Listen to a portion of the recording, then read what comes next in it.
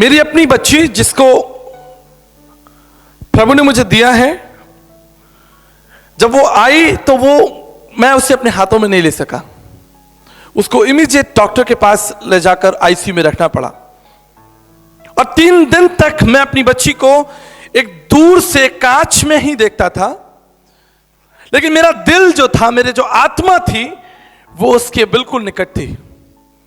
3 दिन के बाद जब मुझे पहली बार अवसर मिला कि मैं अपनी बच्ची को छूऊं, और जब मैं उसके पास गया और मैंने जब उसको अपने हाथों में उठाया और उसने मेरी ओर देखा और मैंने उसकी ओर देखा, आप समझ लीजिए मुझे लगा कि मैंने संसार को जीत लिया है। ये मेरी संसार की सबसे बड़ी जीत है, क्योंकि ये मेरा बच्चा है। और जब पहली बार उसके चेहरे पर मैंने हंसी को देखा था, मान लीजिए मुझे लगा था कि मैंने सारे जहान को जीत लिया है। मैं एक धनी पुरुष हूं और मैं बहुत खुश था। मेरे प्रियो, मैं आपको कुछ बताना चाहता हूं। जितना प्रेम हम अपने बच्चों से करते हैं, उतना प्रेम परमेश्वर आपसे करता है। परमेश्वर का वचन बाइबल कहती है कि जहां तुम्हारा धन होगा वहां तुम्हारा, आप में से बहुत सारे लोगों ने बैंक में अपना पैसा जमा किया, hallelujah. HDFC bank, ICICI bank, SBI bank. और परमेश्वर का वचन बाइबल कहता है कि परमेश्वर के लिए हम धन हैं, हम परमेश्वर का धन है। तो कल्पना कीजिए कि परमेश्वर का मन इस वक्त कहां होगा। जब हमारा मन हमारे धन की ओर है, तो परमेश्वर का धन हम हैं, क्योंकि पवित्र शास्त्र बाइबल कहती है कि परमेश्वर ने धन को, अपने धन को मिट्टी के पात्रों में जमा किया है और हम परमेश्वर का धन है। और इसलिए परमेश्वर की इच्छा और परमेश्वर का जो मन है वो हमारे ऊपर है। कितने लोग परमेश्वर पर विश्वास करते हैं? भारतीय दर्शन शास्त्र में संत तुलसीदास जी ने कहा है, बिन जाने प्रीत ना होए। जिसको तुम जानते नहीं, तुम उसको प्रेम नहीं कर सकते। और भक्ति करना, आराधना करना, परमेश्वर से प्रेम करना है। इसलिए प्रश्न यह है, आज की शाम क्या हम अपने सृजनहार परमेश्वर को, जिसने हमें बनाया है, क्या हम जानते हैं? मैं आपसे बार बार इस प्रश्न को पूछ रहा हूं कि कितने लोग यहां पर पति पत्नी, क्योंकि ये एक महत्वपूर्ण प्रश्न है। जब आपने पहली बार अपनी पत्नी को कोई गिफ्ट दिया, कितने लोगों को याद है आपने पहली बार अपनी वाइफ्स को गिफ्ट दिया? How many of you remember? Please raise your hand. क्या गिफ्ट दिया आपको पता है? पत्नियों को याद है?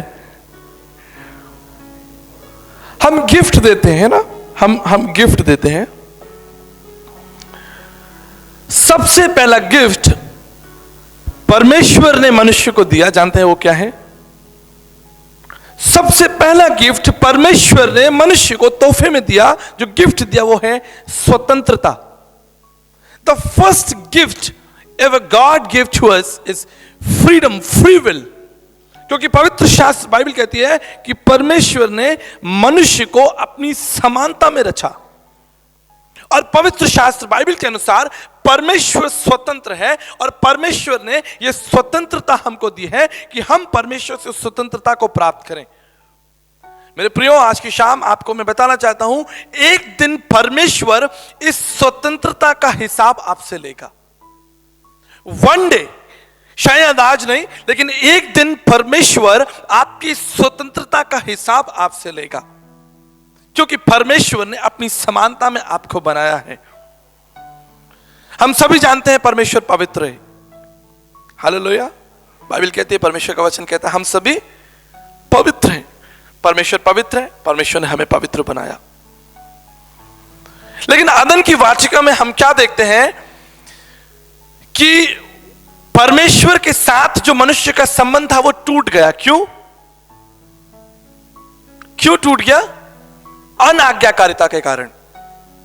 अनाज्ञाकारिता के कारण परमेश्वर का मनुष्य के साथ संबंध टूट गया, क्योंकि परमेश्वर पवित्र है और हम पापी हैं, इसलिए परमेश्वर और हमारे बीच में एक संगति असंभव है। संगति, संबंध रहेगा लेकिन संगति टूट जाएगी, क्योंकि परमेश्वर पवित्र है और हम पापी हैं। रोमियो की पत्री उसका 3 अध्याय 30 से 23 पद में लिखा है, हम सब ने पाप किया और सब परमेश्वर की महिमा से रहित हैं। मैं आपको बताना चाहता हूं कि पवित्र शास्त्र बाइबल पाप के प्रति बहुत कठोर है। पवित्र शास्त्र बाइबल पाप के प्रति बहुत कठोर है, और इसलिए पवित्र बाइबल के अनुसार आदम से लेकर अब तक इस संसार में जितने भी लोग आए, उनके द्वारा किए गए पापों का वर्णन इस पवित्र शास्त्र में लिखा है। चाहे वो आदम हो, चाहे वो मूसा हो, चाहे वो अब्राहम हो, चाहे वो एलिया हो, चाहे वो सुलेमान हो, मनुष्यों के द्वारा किए गए पाप का वर्णन बाइबल में हमें स्पष्ट रूप से मिलता है। लेकिन आपको जानकर आश्चर्य होगा, पवित्र शास्त्र बाइबल के साथ साथ भारतीय दर्शन, वेदांत दर्शन, गीता, रामायण, महाभारत, उपनिषद, वेद पुराणों में भी पाप की उपस्थिति को नकारा नहीं गया है। लेकिन हर एक स्थान पर हमें पढ़ने और देखने को मिलता है कि मनुष्य पापी है। मनुस्मृति उसके 2 अध्याय में हमें एक बहुत सुंदर चौपाई मिलती है, जिसके द्वारा मनुष्य के पापी होने का वर्णन है, और वो है पापम पापात्मा पाप कर्मा पाप सम्मा त्राहिमाम पुंडरक्षाम सर्व पाप हरे हरे। ए परमेश्वर, मैंने तेरी दृष्टि में पाप किया है, मैं पाप कर रहा हूं और नित्य पाप करता रहूंगा। त्राहिमाम पुंडरक्षाम सर्व पाप हरे हरे। जब तक आप मेरे पापों को मेरे जीवन से दूर नहीं कर देते, परमेश्वर हमारे पापों को दूर करने के लिए हमारे निकट आना चाहता है। आज दिन क्लास में मैं आपसे पूछ रहा था, कितने लोगों को गायत्री मंत्र याद है? कितने लोगों को याद है Gayatri Mantra? Please raise your hand. Gayatri Mantra के अनुसार ओम भूर्भुवस्सुवः तत्सवितुर्वरेण्यं भर्गो देवस्य धीमहि धियो यो न प्रचोदयात्। क्या मतलब है इसका? ओम भूर्भुवस्सुवः तत्सवितुर्वरेण्यं भर्गो देवस्य धीमहि धियो यो न प्रचोदयात्। हे प्रभु, आप हमारे जीवन के दाता हैं, आप हमारे दुख का निवारण करने वाले हैं, आप हमें सुख और शांति प्राप्त करने वाले हैं, आप संसार के विधाता हैं। इसलिए हे प्रभु, हमें एक उज्जवल शक्ति दीजिए, वो पवित्र आत्मा दीजिए, जिसके द्वारा हमारी बुद्धि और हमारा हृदय दोनों स्वस्थ हो जाएं। ऋग्वेद का 3 मंडल उसके 62 में, यजुर्वेद 36:3 में इस प्रार्थना को किया जा रहा है। यह प्रार्थना भारतीय दर्शन के ऋषि तत्वदर्शी कर रहे हैं कि परमेश्वर, हम पापी हैं, पापम पापात्मा पाप कर्मा पाप सम्मा त्राहिमाम पुंडरक्षाम सर्व पाप हरे। आप किसी भी जाति के हो, किसी भी भाषा के हो, किसी भी कुल के हो, किसी भी क्षेत्र के हो, चाहे आप नौकरी करते हो या बिजनेस करते हो, आप अमीर हो या गरीब हो, कुछ भी हो, हम सब में एक बात आज की शाम, एक बात जो है वो कॉमन है कि हम सब पापी हैं। इस छोटी सी भीड़ में या बाहर भागती हुई दुनिया में कोई भी व्यक्ति यह नहीं कह सकता कि उसने पाप नहीं किया, क्योंकि अगर वो यह कहता है उसने पाप नहीं किया तो वो परमेश्वर के वचन को झूठा ठहराता है। इसलिए पवित्र शास्त्र बाइबल पाप के प्रति अति कठोर है और वेदांत दर्शन भी अति कठोर है। हम पापी हैं, हमने पाप किया है। संत डोंगरे जी महाराज भागवत रहस्य में लिखते हैं, डोंगरे जी महाराज, मन से और वचन से और कर्म से मैं पापी हूं। मन से, वचन से और कर्म से मैं पापी हूं, और हम नित्य पाप कर रहे हैं। मेरे प्रियो, मैं एक प्रश्न आपसे पूछना चाहता हूं, ध्यान से सुनिए। अगर आपका एक बहुत अच्छा मित्र आपसे मिलने के लिए आता है और उसके हाथ में एक लड्डू है और वो लड्डू आपको देना चाहता है, लेकिन अगर अचानक आप देखते हैं कि इस हाथ में एक कोढ़ है, कोढ़, यू अंडरस्टैंड, लेप्रेसी कोढ़ है, और उसके पूरे हाथ में लहू और तमाम वो गंदी चीजें जो कोढ़ के समय में होती हैं, और वो उस हाथ से आपको लड्डू देना चाहता है, क्या आप उस लड्डू को खा पाएंगे? ध्यान से सुनिए, ध्यान से समझिए। क्या आप खा पाएंगे? बहुत मुश्किल होगा। यद्यपि उस लड्डू में कोई बुराई नहीं है, उसके देने की भावना में भी कोई बुराई नहीं है, लेकिन समस्या है वो कोड़, समस्या है वो कोड़। इसलिए एक अच्छे मित्र के रूप में आप उसको डॉक्टर के पास लेकर जाएंगे, उसकी मुलाकात एक अच्छे डॉक्टर से कराएंगे और फिर उसका इलाज होगा और उसका हाथ ठीक हो जाएगा और फिर आप उस अच्छे हाथ से उस सुंदर लड्डू को ग्रहण कर लेंगे। हालेलुया। इस सिद्धांत को आप अपने जीवन में एक बार लगाकर देखिए कि आप एक पापी व्यक्ति हैं, मन से, वचन से, कर्म से आप पापी हैं और आप परमेश्वर की आराधना करने जाते हैं। आप परमेश्वर के लिए लड्डू लेकर जाते हैं, आप परमेश्वर के लिए फूल लेकर जाते हैं, आप परमेश्वर के लिए तमाम उन चीजों को लेकर जाते हैं। क्या परमेश्वर आपकी उस भेंट को ग्रहण कर लेगा? क्योंकि सिद्धांत वही है कि पाप हमारे जीवन में बना है और जब तक पाप हमारे जीवन से नहीं जाएगा, हम परमेश्वर की दृष्टि में योग्य नहीं ठहरेंगे। अदन की वाटिका में जब पहली बार पाप हुआ, आपको वहां पर एक बड़ी विचित्र चीज देखने को मिलती है। जब आदम और हवा ने पाप किया, उन्होंने परमेश्वर से माफी नहीं मांगी। अगर आदम और हवा उस स्थान पर परमेश्वर से माफी मांग लेते तो इस स्थान पर मुझे खड़े होकर प्रचार करने की आवश्यकता नहीं होती। हालेलुया। मुझे आपको समझाने की आवश्यकता नहीं होती। वो तुलसीदास जी के समान, जाऊं कहां तज चरण तुम्हारे, काको नाम पतित पावन के ही अति दीन प्यारे, देव धनुज मुनि नाग मनुज सब माया विवश विचारे। मैं कहां जाऊं उस परमेश्वर को छोड़कर। इसलिए भारतीय दर्शन में परमेश्वर को पापनुदम यानी पापों का नाश करने वाला बताया गया है। पापों का नाश करने वाला। संत तुलसीदास जी कहते हैं, काम क्रोध मद लोभ की जब लग मन में खान, तब लग पंडित मूर्खो तुलसी एक समान। जब हमारे जीवन में पाप है, अंधकार है, झूठ है, तब हम चाहे अमीर हो, चाहे गरीब हो, चाहे हम किसी भी जाति और समाज, किसी भाषा और किसी भी धर्म के व्यक्ति क्यों ना हो, हम सिर्फ एक मूर्ख हैं। आदरणीय तुलसीदास जी कहते हैं, सोरठ मोहला पहला में गुरु नानक साहब जी कहते हैं, हूं पापी पतित परम पाखंडी, तू निर्मल निरंकारी। आदरणीय गुरु नानक साहब भी इस बात को छिपाने के लिए राजी नहीं है कि उनके जीवन में पाप नहीं। अगर आप किसी व्यक्ति से पूछेंगे क्या आप पापी हो, नहीं साहब मैंने कोई पाप नहीं किया। लेकिन हम इस सिद्धांत को आत्मिक तरीके से देखें कि हम सभी पापी हैं और इसलिए बृहदारण्य का उपनिषद 1:3-28 के अनुसार, शतपथ ब्राह्मण 4:3-31 के अनुसार प्रार्थना की जा रही है, अस्तोमा सद्गमय, परमेश्वर हमें असत्य से सत्य की ओर लेकर चले, तमसोमा ज्योतिर्गमय, अंधकार से हमें आप ज्योति में लेकर चलें, और मृत्युमा अमृतगमय, और आप हमें मृत्यु से अमरता की ओर लेकर चलें। ऋग्वेद के 10वें मंडल 133 पद में जब हम परमेश्वर से प्रार्थना कर रहे हैं कि परमेश्वर आप हमें पाप से स्वतंत्र कीजिए, क्या आप अपने पिता से कुछ मांगेंगे तो आपके पिता आपको नहीं दिलाएंगे? क्या आज जब 6 साल की मेरी बच्ची दुकान पर खड़े होकर किसी चीज की ओर इशारा करती है और मुझसे मांगती है कि पापा मुझे ये चाहिए, तो क्या मैं उसको मना कर देता हूं?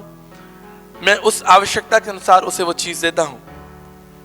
जब ऋग्वेद के 10वें मंडल 133 पद में प्रार्थना की जा रही है कि परमेश्वर आप हमें पाप से स्वतंत्र कीजिए, परमेश्वर आप हमें पाप से स्वतंत्र कीजिए। अर्जुन ने महाभारत की रणभूमि पर श्री कृष्ण से पूछा था कि मैं अब पापी हूं, मैंने अपने सगे संबंधियों को, अपने कुटुंबियों को अपने हाथ से मारा है, मेरा हाथ और मेरा जीवन पाप से भरा, अब मैं क्या करूं? तब श्री कृष्ण ने अर्जुन को गीता के 18वें अध्याय उसके 62 श्लोक में एक मशवरा, एक सलाह दी है, और वहां लिखा है, तुमेव शरणम गच्छ सर्व भावेन भारतम तत् प्रसादनम प्रशासिति शाश्वतम। अर्जुन, तुम उस परमेश्वर के पास जाओ जो तुम्हारे पापों को क्षमा करेगा। आप में से कितने लोग क्षमा चाहते हैं? आपको जानना होगा कि क्षमा परमेश्वर का एक दान है। यद्यपि ये परमेश्वर का एक दान है, फिर भी ये मुफ्त नहीं है।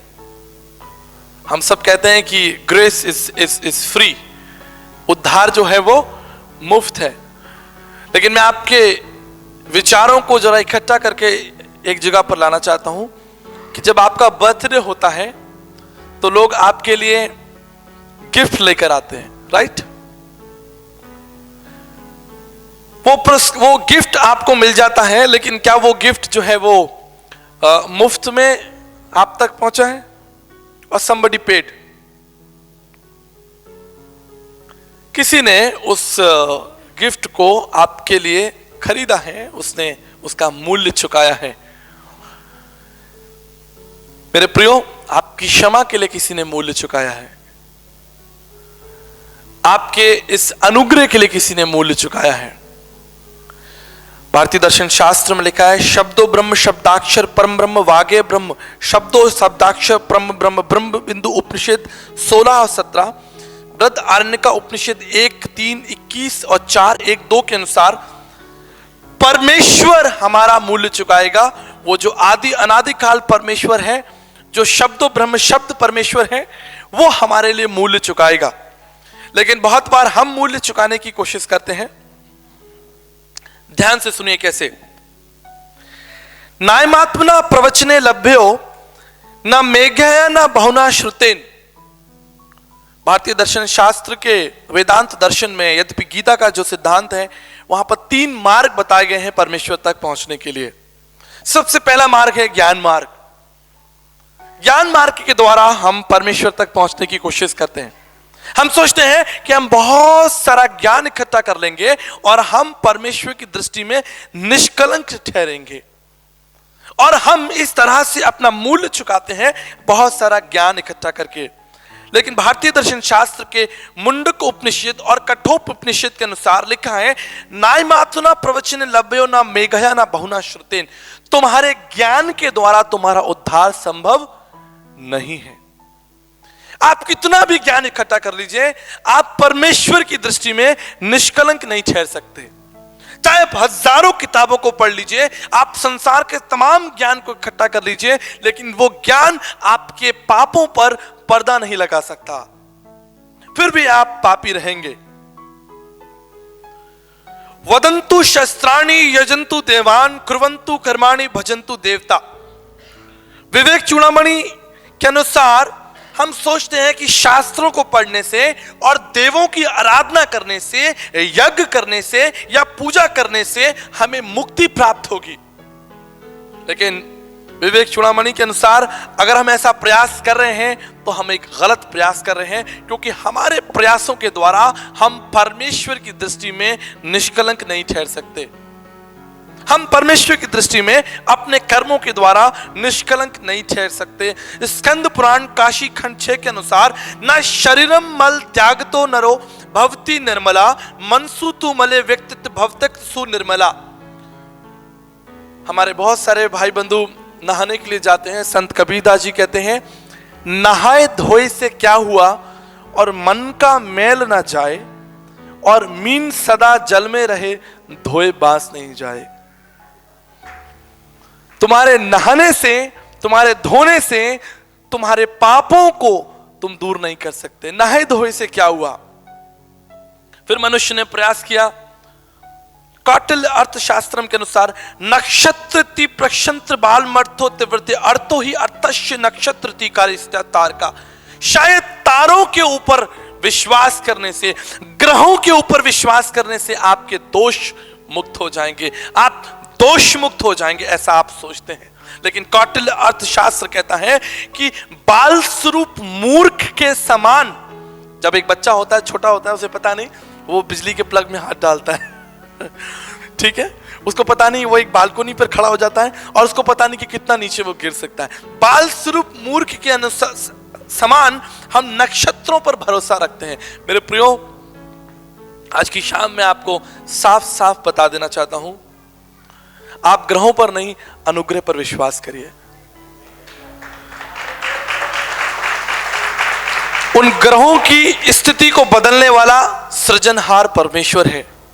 अगर आप उस सृजनहार परमेश्वर की ओर दृष्टि करेंगे, परमेश्वर आपकी गति को भी बदल देगा। जिसने अपनी बुद्धि और अपने अपने सामर्थ्य से संपूर्ण विश्व को रचा है, वो आपकी समस्याओं का समाधान करने में योग्य और सक्षम है, और वो आपसे प्रेम करता है। आपको नक्षत्रों पर दृष्टि करने की आवश्यकता नहीं। ना योगेन सांख्यन कर्मणानो ना विद्याया ब्रह्मकृत मोक्ष विद्यते सिद्धाय नान्यथा।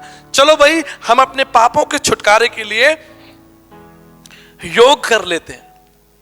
योग कठिन, हम पहाड़ों पर चले जाते हैं। योग का मतलब होता है एकीकरण, एकीकरण। सांख्यन माला जपने से, कर्मणा न विद्याया, शायद हम चींटियों को भोजन खिलाएं या हम पशु पक्षियों को भोजन खिलाएं। हमारे यहाँ राजस्थान में काले सांप को ढूंढ कर दूध पिलाया जाता है। काला सांप ढूंढने से भी नहीं मिलता। काले सांप को दूध पिलाने से तुम्हारे दोष मुक्त हो जाएंगे। इसलिए विवेक चूड़ामणि भारतीय दर्शन के वेदांत दर्शन के अनुसार लिखा है, ना योगिन न सांख्यन कर्म, तुम्हारे कर्मों से नहीं, ना ही विद्याया ब्रह्म एकत्र मोक्ष विद्यते, उस परमात्मा के साथ तुम्हारा संबंध देवानुक्रम हेतुक्रम केवल उसकी ही इच्छा से संभव है। मेरे प्रियो, आप मेरे घर में तब तक नहीं घुस सकते जब तक मैं ना चाहूं। मैं सही बोल रहा हूं? आप मेरे घर में मेरी मर्जी के खिलाफ नहीं घुस सकते। लेकिन मैं देखता हूं हमारे भारत देश में जो भी संसार को छोड़ता है वो सीधे स्वर्ग चला जाता है। मैंने आज तक किसी को नरक जाते नहीं देखा। जब भी हमारे आदरणीय बड़े बुजुर्ग लोग इस संसार से चले जाते हैं, उनके नाम के आगे लिखा जाता है स्वर्गीय श्री। मैंने आज तक किसी की तस्वीर पर लिखा ये नहीं देखा नरकीय श्री। और मतलब ये स्वर्ग है या ये शॉपिंग मॉल है, सब घुसे चले जा रहे हैं, सब अंदर चले जा रहे हैं। My friends, you can not enter in God's kingdom without his grace. आप परमेश्वर के अनुग्रह के बिना परमेश्वर के राज्य में प्रवेश नहीं कर सकते। We're truly blessed to be here this evening, and we give God all the glory for all the wonderful and awesome work that Pastor Vikas Masih is doing in our great nation, and we pray that God's word will fall on fertile soil and it will be deeply and firmly rooted in every heart and mind. And we pray that all of this nation will invite Pastor Vikas Masih across the nation to share God's word. See, I want to tell you one thing. It's a dream come true to meet Acharya Vikas Masih. We always wanted to meet him. That's because people in India were under the impression that, Jesus Christ had come to save Christians only. But since we all know that he's been preaching from Vedas, so it proves that he had come for each and every human being. It wasn't for Christians only. Thank you so much. It's a blessing to be here, Thank you so much. और मैं इस कार्यक्रम में यहाँ पर आया, आज मेरा दूसरा दिन रहा। ये कार्यक्रम बहुत ही अच्छा लगा मुझे, काफ़ी आशीषमय रहा। विशेष करके जो बातें धर्मशास्त्र से और हिंदू धर्म की जो दर्शन शास्त्र है उससे बताई गई कि किस तरह से हम उसमें भी पाते हैं कि हम मनुष्य पापी हैं और परमेश्वर ने हम पापियों के लिए बचाव के लिए उद्धार की योजना दर्शन शास्त्र में भी बताई कि ईसा मसीह आएंगे। और इस कार्यक्रम के द्वारा बहुत आशीष मिली, इसके लिए मैं परमेश्वर का धन्यवाद करता हूँ जो कार्यक्रम सुंदर रहा। Thank you.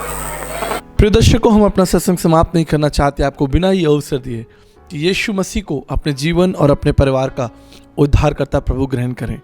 मेरे साथ इस छोटी सी प्रार्थना को दोहराएं।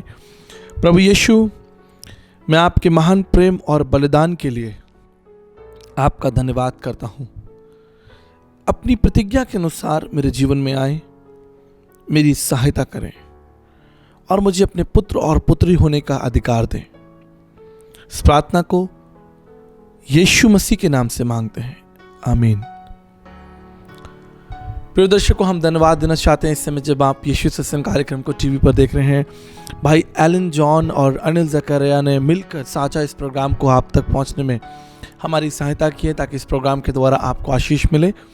हम उन दोनों ही परिवारों को प्रभु यीशु मसीह के नाम से ब्लेस करते हैं। उनके काम पर, उनके परिवारों पर, उनकी यात्राओं पर, उनकी योजनाओं पर प्रभु की आशीष हो।